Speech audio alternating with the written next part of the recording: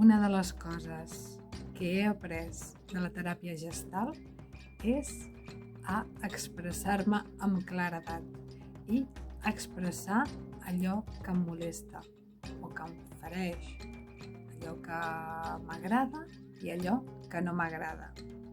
Això m'ha ajudat a tenir unes relacions de millor qualitat i sobretot amb mi mateixa, en primer terme.